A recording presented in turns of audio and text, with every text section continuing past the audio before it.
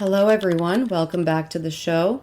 Today, I want to talk about desire and power again, but not in the abstract way, but in the very real, very lived way that desire actually shows up in people's lives. Because I think a lot of us are walking around confused about desire, confused about why it disappears, why it comes back, why it feels strong sometimes, and then completely inaccessible at other times. And I think we're even more confused about what it says about us when our desire is very specific or narrow or inconvenient or just not aligned with what we think we're supposed to want. And I want to say this up front because it's important. This episode is not about how to get desire back faster. It's not about how to be more attractive. It's not about optimization or performance. It's just about understanding desire as a system and what happens to your relationship with power when you stop outsourcing authority over it. I think that one of the biggest lies that we absorb about desire is that it's supposed to be consistent. That if it disappears, then something's wrong. That if it doesn't respond on command, then we need to fix it or analyze it or override it or push through it. But desire doesn't work like a light switch. It works like a nervous system because it is intrinsically tied into your nervous system. So it responds to safety, it responds to containment, it responds to meaning, and it responds to timing. Which is why I want to start by talking about a period of my life where, on paper, I was fully functional, but internally, my desire was basically offline completely. It was gone. After my last big breakup, I went through about a year and a half where my desire just vanished.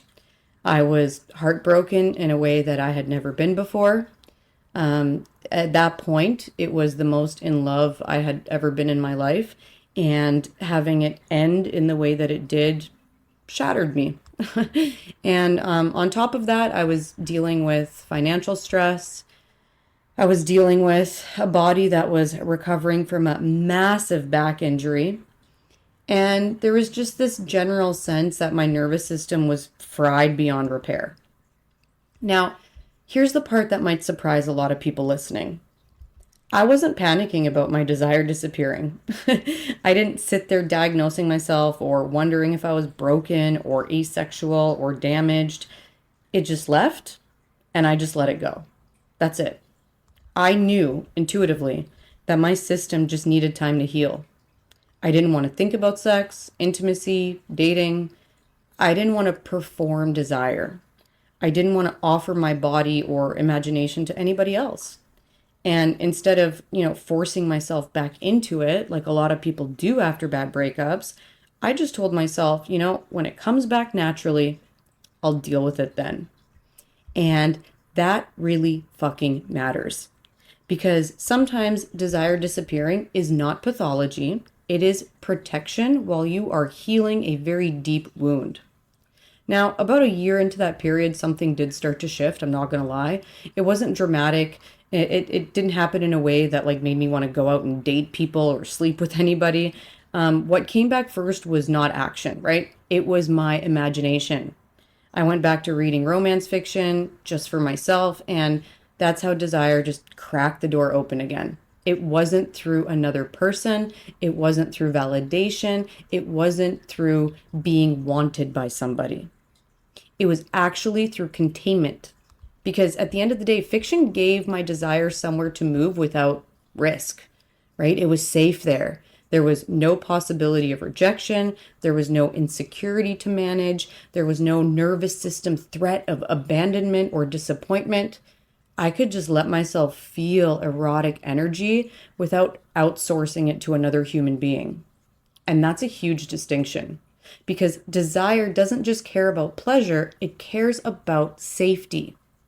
So this leads us into why private desire is more often than not a reclamation of power. Because for me, what followed that first year was another 6 months where desire was coming back online, but it was all happening privately. There was no dating, no sex, no bringing it into the world. And I have to be honest, that period changed everything for me.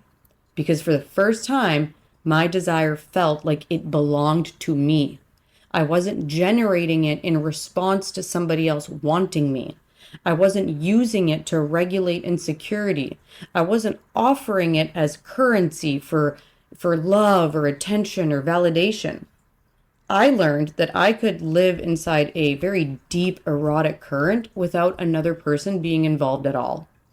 And to be honest, that gave me a sense of sovereignty over my sexuality that I had never experienced before this. It taught me what I liked, what I didn't like, what turned me on intellectually, emotionally, and psychologically without anybody else shaping that landscape for me. Now, I don't know about you guys, but to me, that's some real power. And it's quiet power, it's internal power. It's not performative power, but it is something else. Because I truly learned that at the end of the day, power is not about having more options. It is about choice. Your choice. And this is where things are going to get uncomfortable for certain people, but I'm not going to soften this next part. I think we really need to talk about it.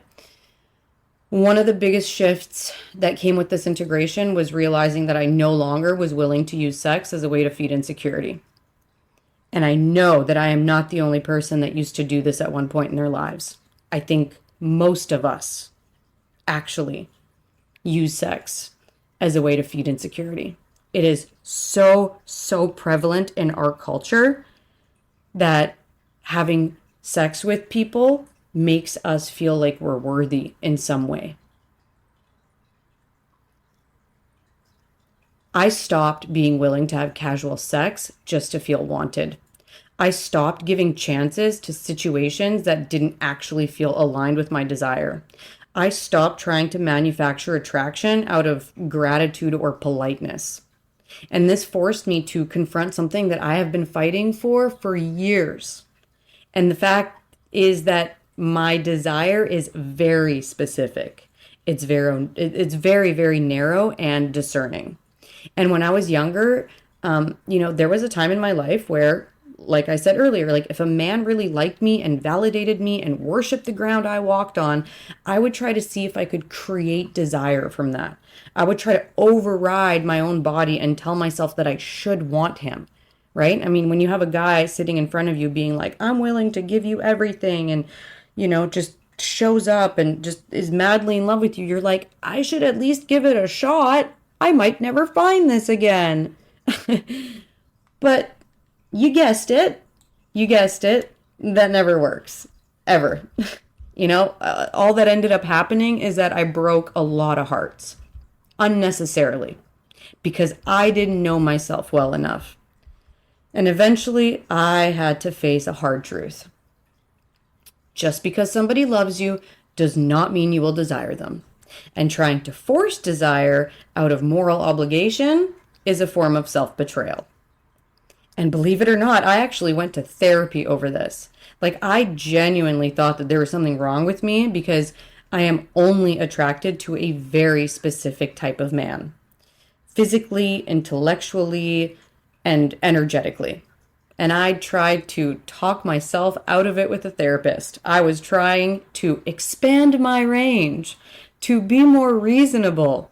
But after years and many sessions of unpacking this, my therapist finally sat me down, looked at me very straight up and said, you like what you like? Stop fighting yourself. Did that ever land for me? Because at the end of the day, desire is not a political position. It isn't a virtue signal, and it isn't something you can shame yourself into changing. Trying to outrun your erotic truth doesn't make you evolved. It just makes you disconnected from being fully alive. But now, here's where desire and power actually intersect in this scenario, and I want you to pay really close attention. Power is not being able to attract anybody. Power is not being endlessly flexible.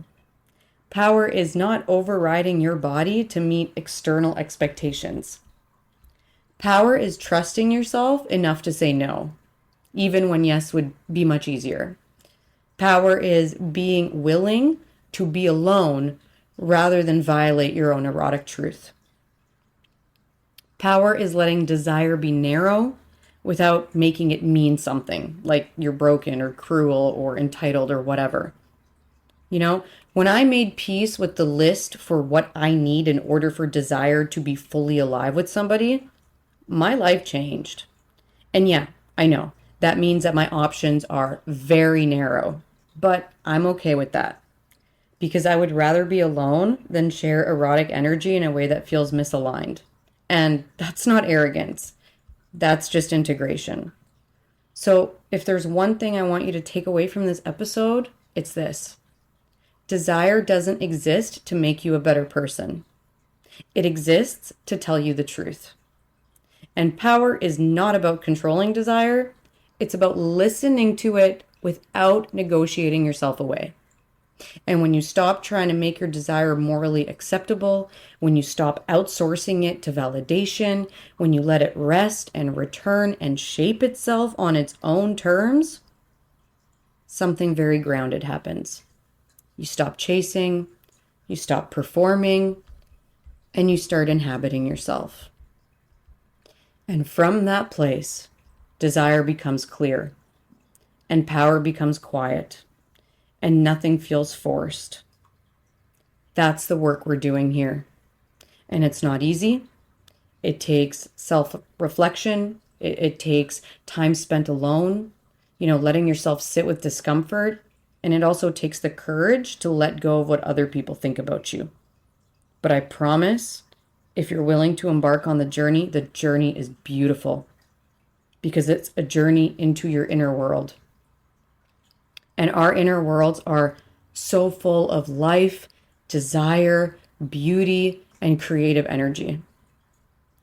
So if I have one hope for any of you that are listening, it's that you take the time to get to know your own inner world.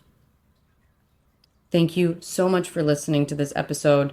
For more deep dives into erotic psychology, relationship advice, and shadow work, consider subscribing to my Substack and follow me on my other socials that are linked in the show notes.